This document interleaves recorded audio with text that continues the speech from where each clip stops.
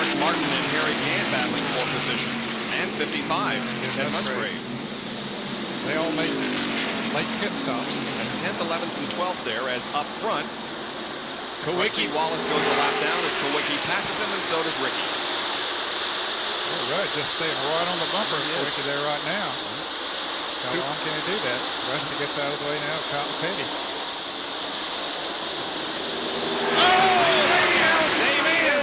Oh, and he's upside down. Into the guardrail, side over side, end over end, and Davey Allison has experienced a horrifying crash. Davey Allison. His car is upside down. Fuel is pouring out of it.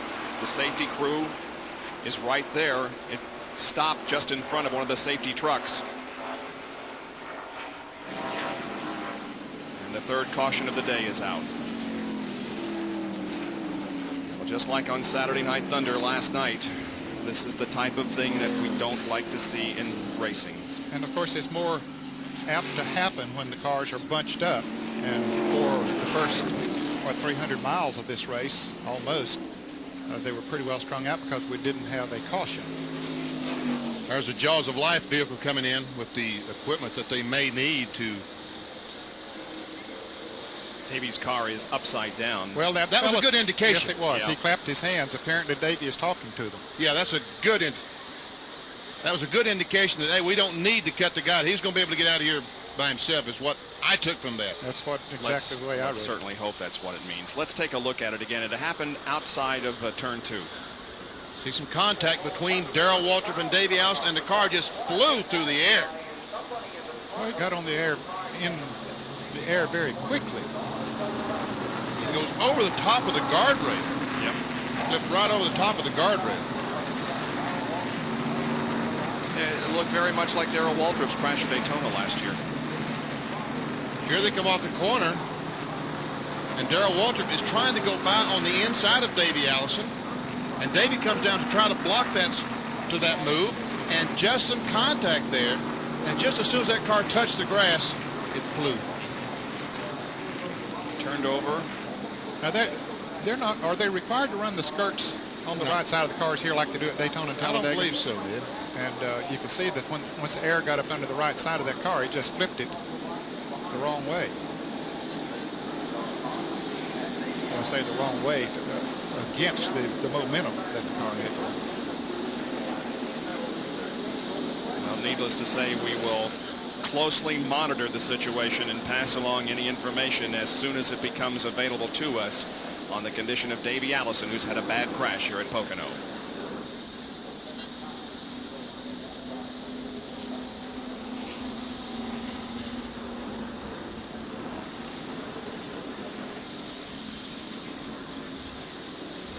I have the Gillette Halfway Challenge winner, by the way. Yeah. Is that the abbreviation for Maine or what? I mean, it seems to me like that we had another winner from Kittery, Maine. Oh, I'll tell you what it was. It was at Indianapolis.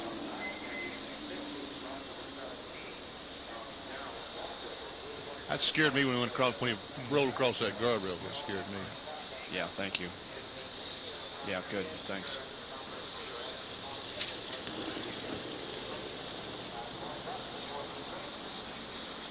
They're not putting this on the air. This is just for our...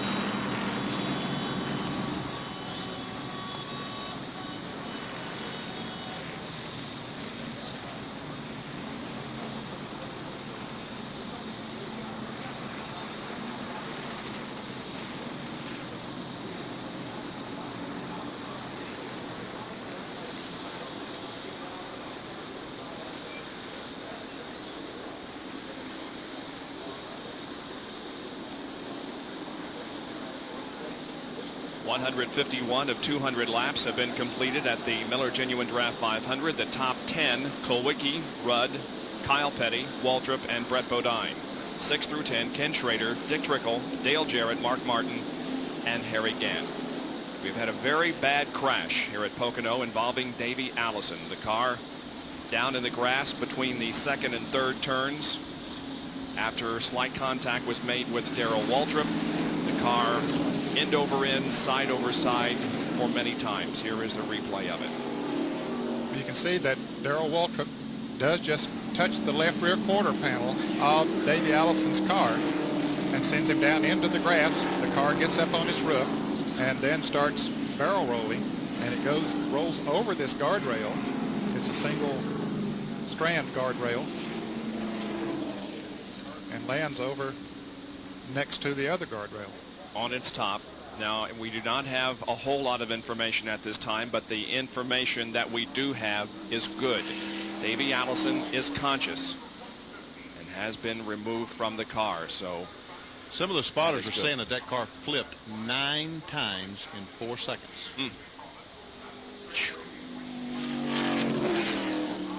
All we can do is just sit here and pray, and I'm sure that if Liz is here, that Max Helton is a blessing to her right now, the minister, the motor racing outreach fellow that follows the circuit, and a fine man. Yeah, he is, and still, of course, has the chance to become the first in history to lead the point standings from the very first race until the last. Elmo Langley is in the pace truck with the field behind him under caution for the 3rd time today.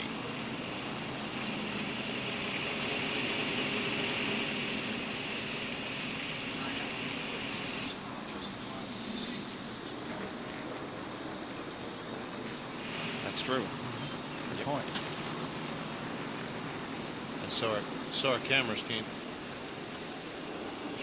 Kyle Petty's coming in pits.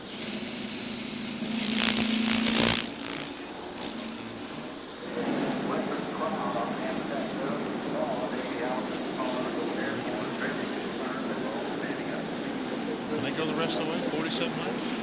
No. I don't think so. Here's that.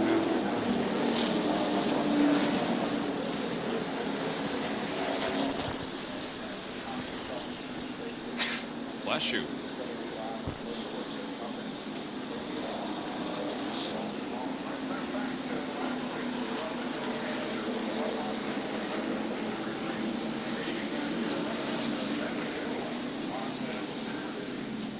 No, I don't think so either. Yeah.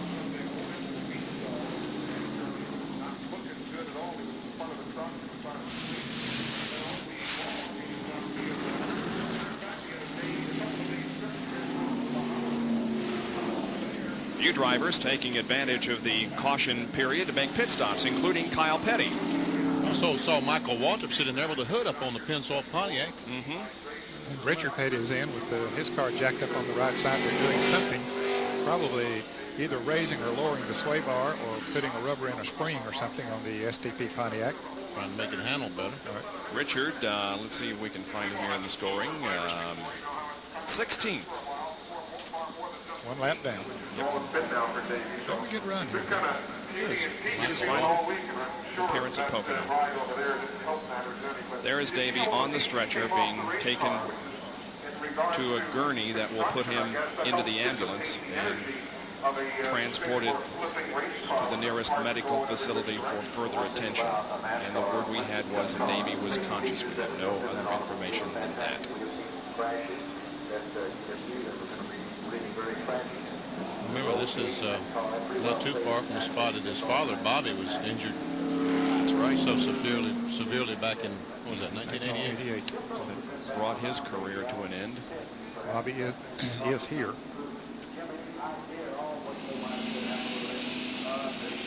There's Alan Kulwicki, who is the leader of the race behind the pace truck.